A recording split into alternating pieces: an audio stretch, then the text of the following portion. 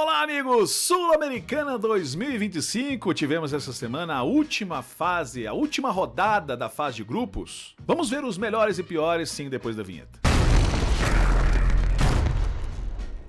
Pois é, amigos, sexto boletim da Copa Sul-Americana 2025. Antes eu preciso me apresentar para quem não me conhece. Eu sou Bruno Garcês, jornalista e especialista em futebol sul-americano, e este é o canal Sudaca Brasil, tudo sobre o futebol aqui no continente. Agora em parceria com Bora Pra Resenha TV. Deixa o seu like, se inscreva nos canais, dá essa moral pra gente. Mas antes eu tenho que passar os resultados, como sempre, né? Vamos lá os resultados aqui, os jogos da rodada. O Lanús empatou em 2-2 com o Porto Cabejo, né? Lá no Fortaleza. O Vasco venceu bem o Melgar em 3-0 no São Januário. O América de Cali conseguiu o empate em casa no final, em 1-1, com o Racing do Uruguai. O Huracan ganhou do Corinthians por 1-0 no Palácio. O Independiente goleou por 7-0 no Nacional do Potosí, Chocolate, o maior do torneio de 2025. Tivemos também outra goleada, o Guarani perdeu em casa para o Boston River 5-0, o Boston River do Uruguai. O Cruzeiro empatou em 0-0 com o Unión no Mineirão. Já a surpresa, o Muchucuruna confirmou sua boa fase, vencendo já o cascado Palestino do Chile 2-0 lá no Chile. O Defensa e Justiça perdeu em casa por Cerro Largo 2-1. A Universidade Católica do Equador venceu por 1-0 Vitória. Já o Grêmio venceu por 1-0 o Sporting Luquem em casa. E o Godoy Cruz empatou em 2-2 com o Atlético Grau, lá na Argentina. O Fluminense venceu o Once Caldas por 2-0 pela decisão do primeiro lugar no grupo. A União Espanhola goleou por 4-0 o San José de Gualberto Villarreal, em casa. O Atlético Mineiro empatou em 1-1 com o Cienciano na Arena MRV. E o Caracas venceu por 2-1 Iquique, do Chile, lá na Venezuela.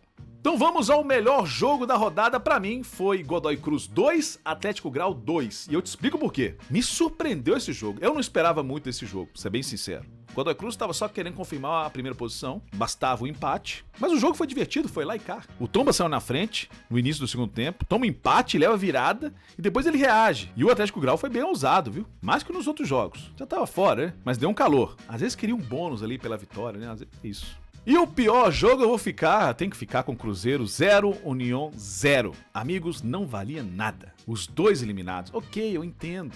Os dois times foram lá rodar os minutos. Cabuloso com o Matheus Pereira e vários reservas. Léo Jardim utilizou o jogo pra testar, né? Jogo treino. E não deve ter agradado muito o português. Quase não tivemos melhores momentos.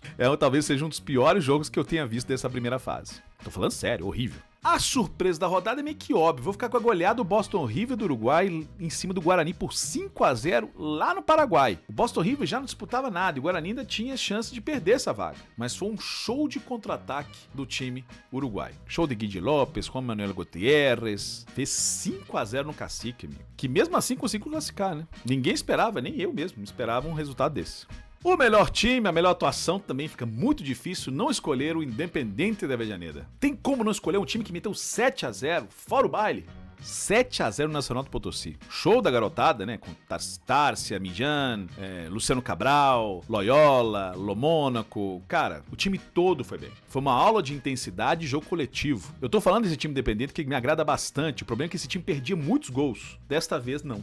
E por isso goleou. E segue com 26 jogos sem perder em casa. Olho nesse time de vaca, hein? O pior time, aquele que desempenhou o pior futebol da rodada, eu tenho que ficar com o Guarani do Paraguai, né? Decepcionante. O time precisava ganhar, até pra não depender dos outros. Perde em casa por 5-0, tomando baile de contra-ataque. Você tem que melhorar esse time pro playoffs. Nem chega nas oitavas. El Pibe de Ouro, ou seja, aquele garoto de até 22 anos destacou nessa rodada. Eu vou ficar com Diego Tárcia de novo. Do Independiente de Avellaneda, amigo, o que esse garoto joga é impressionante. E nessa aula de futebol que o Independiente deu em cima do Nacional do Potosí, tá certo que o adversário é bem fraco, mas Tárcia jogou demais. Foi fundamental para que começasse a goleada, mas jogou demais. O garoto tem bola e vai longe. Não é a primeira vez que eu escolho ele aqui. O goleiro de ouro, a luva de ouro, eu vou ter que escolher Francisco Mongelos, do Sportivo Luquenho, que aguentou a pressão do Grêmio, que partiu com tudo, precisava vencer, e só ficou 1-0 porque Mongelos trabalhou e muito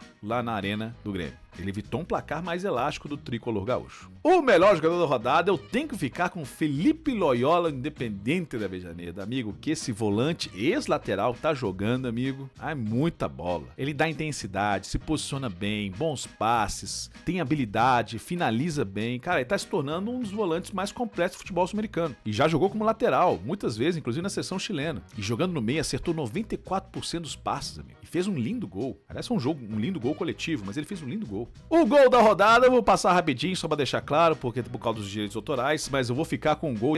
Belo gol. Tem que ficar com esse golaço. Golaço. E olha que eu quase escolhi o gol do Vasco, né? Do Ryan. Belo gol coletivo. Ou do Felipe Loyola, né? Que fez um belo gol também coletivo do Independiente na goleada em cima do Nacional do Potosí. A lambança da rodada fica muito difícil não escolher. Tá atrapalhada de Lucas Arcanjo do Vitória, que custou a classificação pro Vitória. Atrasaram a bola, ele tentou dominar, tirou o foco da bola. Não dominou, a bola entrou.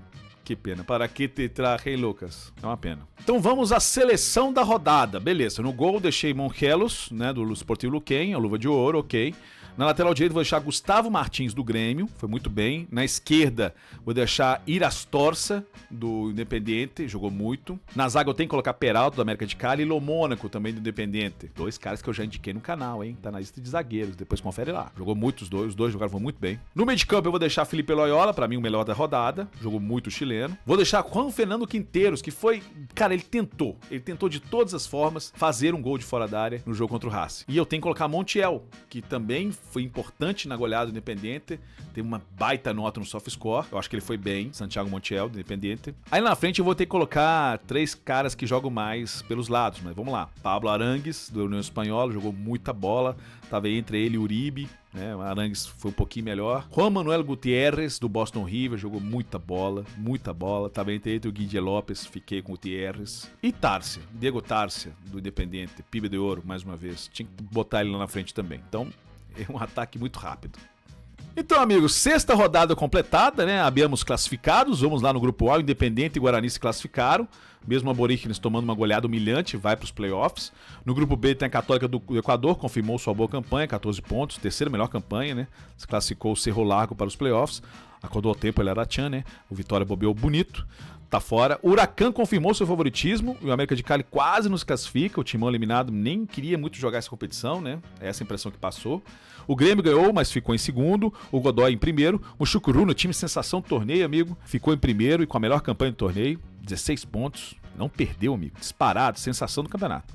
Palestino se classificou para os playoffs, né? E o Fluminense ganhou e ficou à frente do Once Caldas, né? Mas os dois passaram. Lanús em primeiro e Vasco com a vaga para o playoff. E o Galo ficou em segundo no grupo, né? Uma decepção, o Galo, empatando com o Cienciano no Peru. O time do Cuca não tá bem, tá? Decepcionou. Só um brasileiro vai direto para as oitavas, amigo, que é o Fluminense. Parece que foi um dos poucos que levou essa competição a sério, viu? 3 eliminados e 3 nos playoffs. E os confrontos dos playoffs, né? Que ficou Aliança Lima e Grêmio, né? O time peruano em terceiro no grupo de São Paulo. San Antonio e Bolo enfrentam o Once Caldas, da Colômbia. Bucaramanga enfrenta o Atlético, é um jogo complicado. Temos também Bolívar e Palestino do Chile. Bahia vai jogar com a América de Cali, jogo complicadinho também. Del Valle enfrenta o Vasco não deu sorte nessa não. Laú de Chile enfrenta o Guarani, acho que Laú de Chile deu sorte.